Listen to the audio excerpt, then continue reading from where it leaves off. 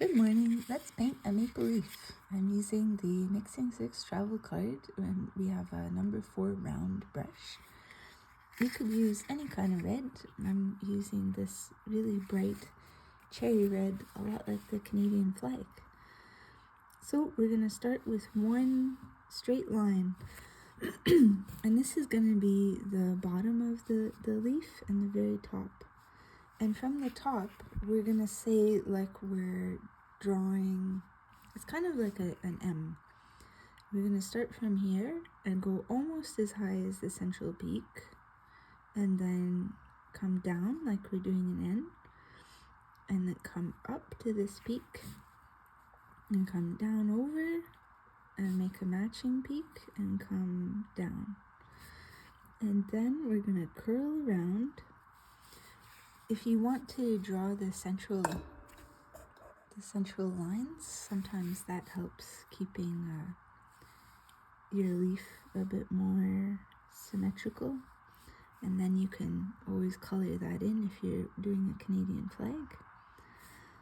So here we're going to go parallel to this central vein of the leaf, and now we're coming down to match this peak and back. And one more. Now we come parallel here, and just about 2/3 of the way down, we make one more dip, and then back up to the leaf. Okay, now that flip on this side. You can start from the tips of the leaf, if that helps. Peak and down, and another little peak, and parallel to the leaf vein. 2/3 of the way down, a little jog for this bottom lobe, and then a connect.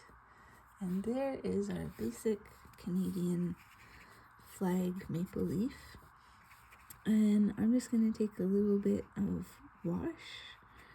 And this is where if you have a line that you weren't really happy with, you can push it out a little bit or make it a bit darker, and this can be softer or more opaque depending on what you feel like.